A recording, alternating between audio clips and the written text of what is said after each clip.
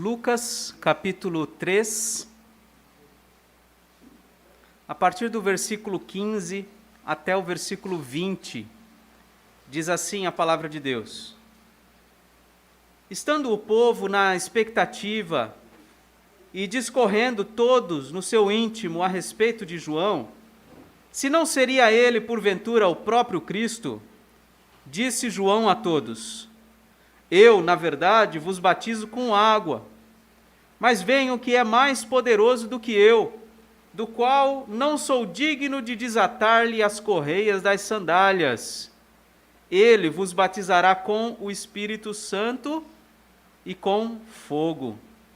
A sua pá ele a tem na mão, para limpar completamente a sua eira e recolher o trigo no seu celeiro, porém queimará a palha em fogo inextinguível. Assim, pois, com muitas outras exortações, anunciava o evangelho ao povo. Mas Herodes, o tetrarca, sendo repreendido por ele, por causa de Herodias, mulher de seu irmão, e por todas as maldades que o mesmo Herodes havia feito, acrescentou ainda sobre todas a de lançar João no cárcere.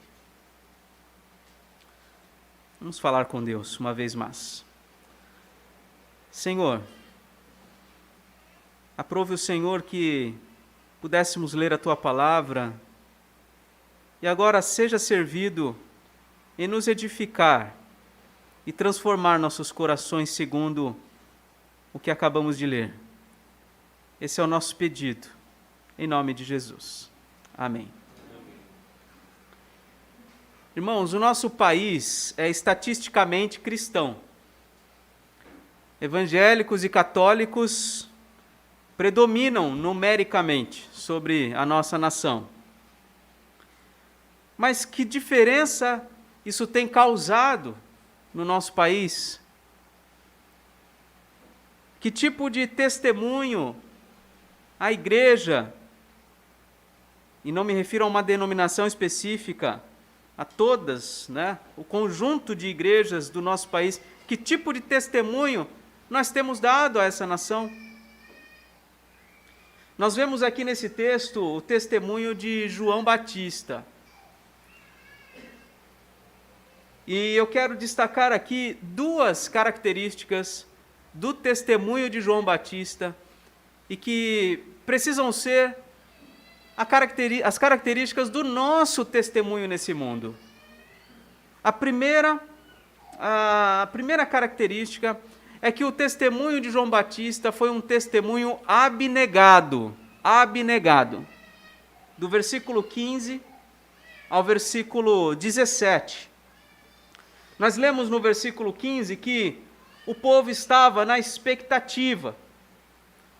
Havia no coração das pessoas essa ânsia, essa expectativa pelo cumprimento das profecias messiânicas do Antigo Testamento.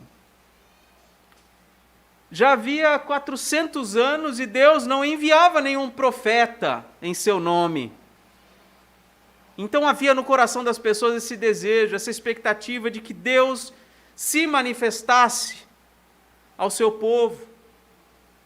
Então, quando viram João Batista pregando da maneira como ele pregava, testemunhando da maneira como ele testemunhava, mexendo com as pessoas e com as estruturas como ele estava fazendo, o que o povo concluiu? Ora, ele deve ser o Cristo, ele deve ser o Messias. Então eles discorrendo, eles conversavam entre si e todos no seu íntimo pensavam se não seria ele, porventura, o próprio Cristo. Irmãos, as pessoas facilmente atribuem glória a homens, facilmente. Homens que se destacam, ou até mulheres também que se destacam nas suas áreas de atuação. Nós somos idólatras. Nós olhamos para a virtude das pessoas e atribuímos glória a essas pessoas, como se houvessem de fato méritos nessas pessoas. E João foi uma dessas pessoas que recebeu do povo, da multidão, esse reconhecimento. As pessoas saíam das suas casas e iam até o deserto, um lugar completamente inadequado, para lá ouvirem João Batista. Mas João não se aproveitou desse reconhecimento. Ele não queria reconhecimento para si.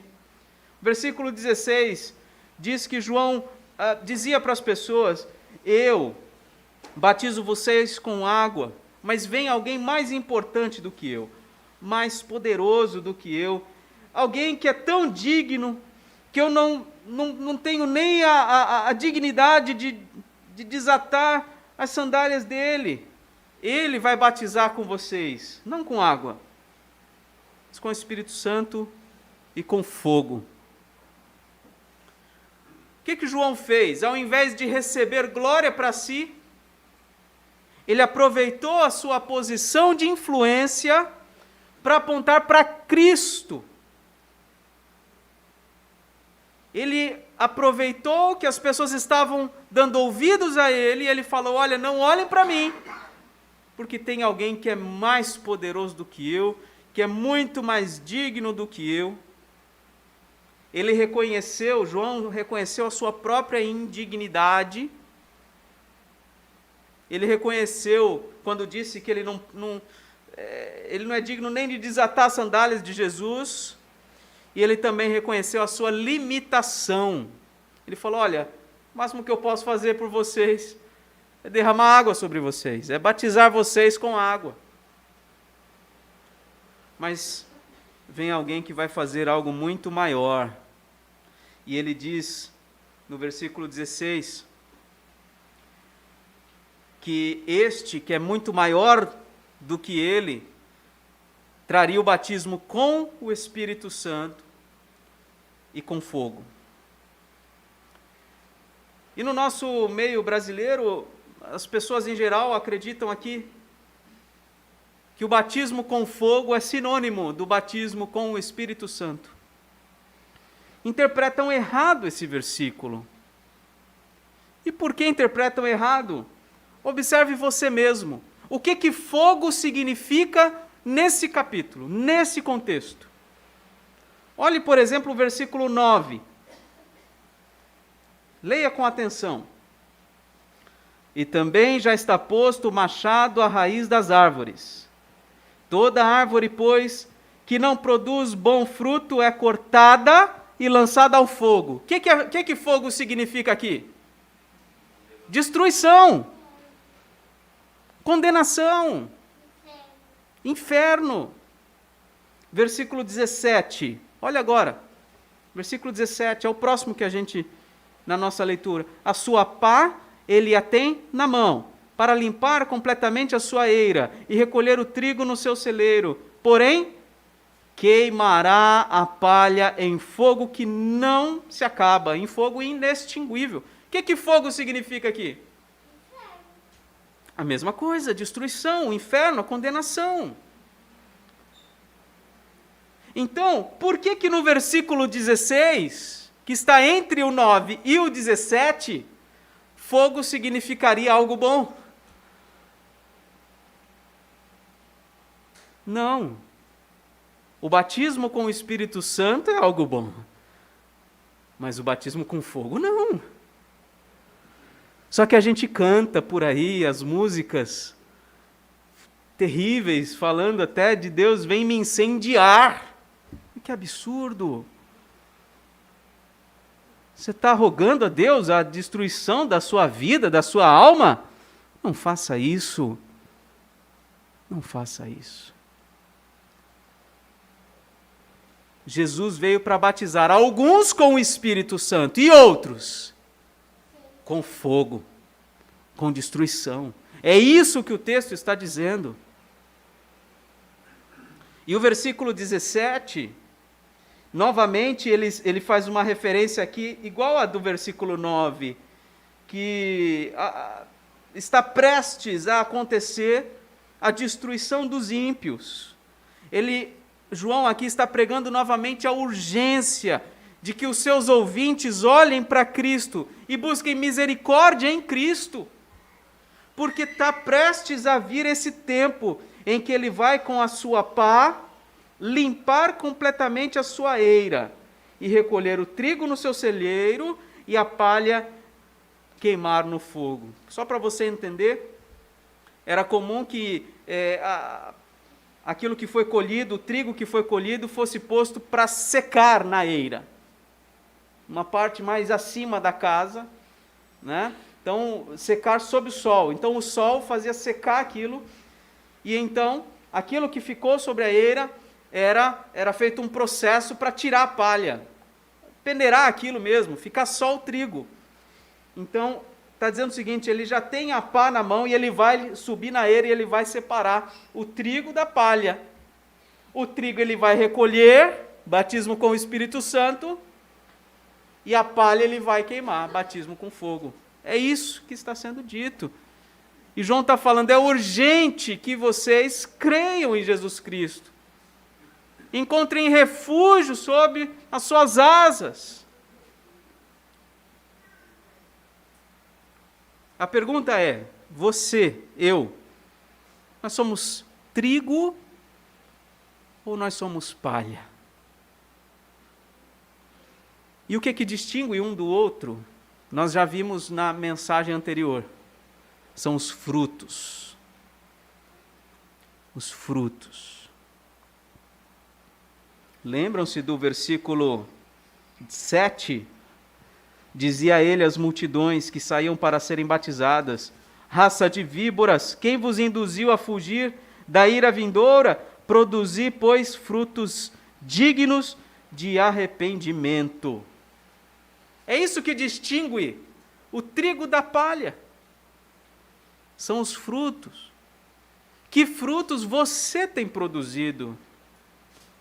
São frutos de arrependimento, de mudança, de transformação de vida, de abandono do pecado, de deixar de viver para si mesmos.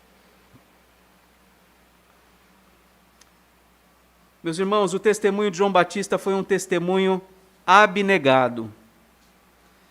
Isso nos serve de lição. Não sejamos, irmãos, pregadores das nossas próprias virtudes e realizações. A palavra de Deus diz, sejam outros os que te louvem. Para de se elogiar a si mesmo. Para de falar das suas próprias virtudes. Talvez nem seja tanto quanto você acha que é. Para. Se alguém te der ouvidos, aponte para Cristo Jesus. Não seja você o protagonista da sua vida. Você é chamado a ser coadjuvante. Alguém que serve ao protagonista na cena. Você está no palco da glória de Deus. E o único que deve receber glória é Deus. Não você e nem eu. Aproveitemos a posição em que estamos para levar as pessoas a olhar para Cristo. Admitamos sim, verbalmente, a nossa pequenez, a nossa indignidade e a dignidade e a grandeza de Jesus. Essa foi a primeira característica do testemunho de João Batista, um testemunho abnegado. Segunda característica, um testemunho corajoso. Versículos 18 a 20, um testemunho corajoso. Anunciar o evangelho requer coragem, meus irmãos. Versículo 18 diz que, da mesma forma como ele se referiu aqui no versículo 16 e 17, com muitas outras exortações, ele anunciava o evangelho ao povo.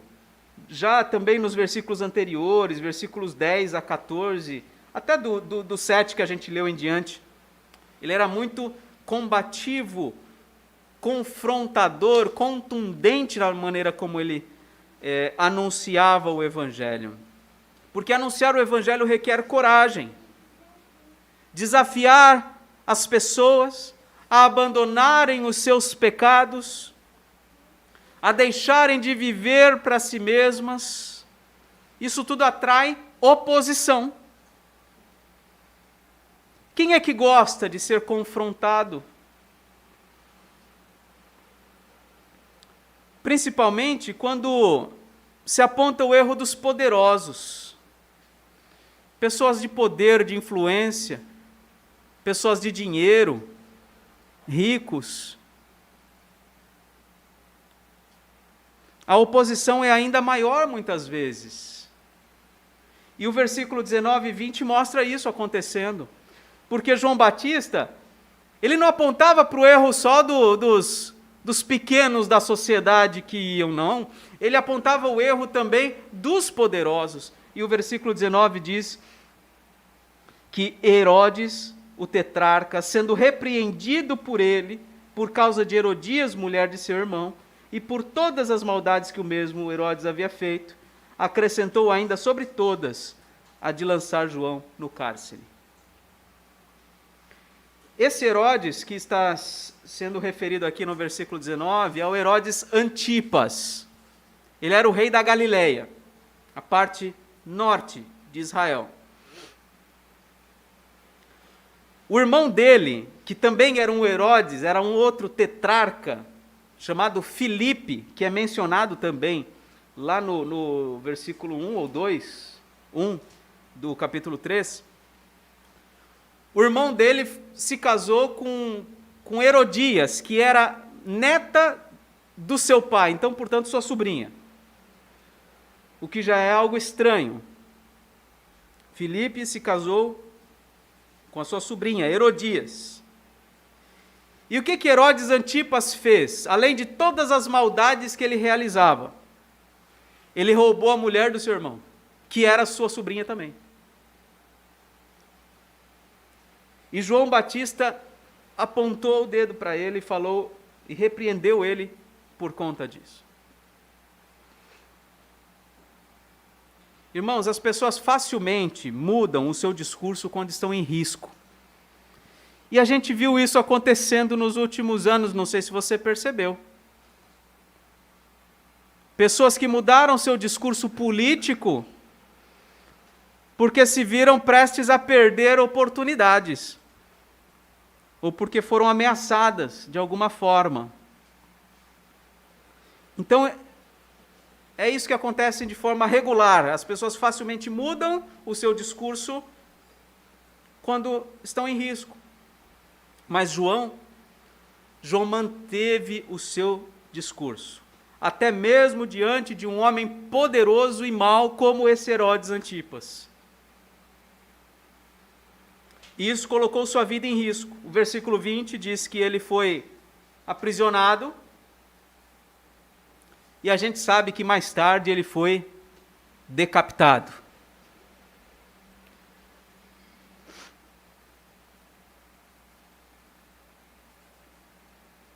Irmãos, muitos de nós cristãos, no nosso país, ao invés de nos posicionarmos contra o pecado, a imoralidade, a corrupção dos poderosos, muitos de nós têm feito alianças com aqueles que praticam tais coisas. Isso quando não se tornam eles mesmos praticantes, não só cúmplices, mas praticantes das coisas que outrora condenavam. Que cristianismo é esse presente no nosso país, meus irmãos? Que cristianismo é esse que nós estamos vivendo? Sejamos corajosos ao testemunhar o Evangelho para as pessoas em geral. Não tenhamos medo de denunciar o pecado, de chamar as pessoas ao arrependimento. Para isso, obviamente, nós precisamos ter vida correta, vida santa diante de Deus e dos homens. Mas sejamos também, meus irmãos, corajosos ao testemunhar o Evangelho diante dos poderosos deste mundo. Eles amam bajuladores e detestam quem aponte seus erros. Não tenhamos medo deles. Estamos num ano eleitoral e eu não trago eleição e política para o púlpito, mas num texto como esse é inevitável que a gente fale sobre isso. Atente-se muito bem para aqueles a quem você dará o seu voto. Não seja cúmplice da corrupção, da imoralidade, do pecado dessas autoridades. Pelo contrário, denuncie. Denuncie. Seja corajoso, se posicione. Não brigue com as pessoas da sua família, não faça isso. Não faça isso. Mas não deixe de se posicionar. Sejamos corajosos, meus irmãos. O Senhor Jesus Cristo disse: bem-aventurados sois, quando por minha causa vos injuriarem e vos perseguirem, e mentindo disserem todo mal contra vós.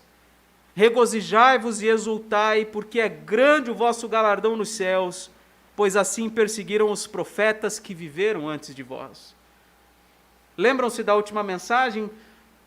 Eu mencionei que João Batista é o último dos profetas do estilo do Antigo Testamento. E quase todos eles caíram na mesma condição dele aqui, foram perseguidos e mortos, muitos deles.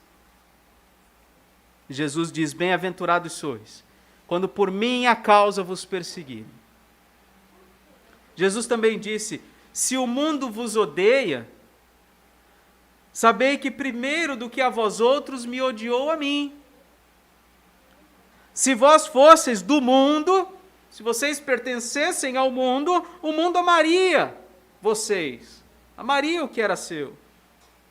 Como todavia vocês não são do mundo, pelo contrário, eu deles vos escolhi, por isso o mundo vos odeia.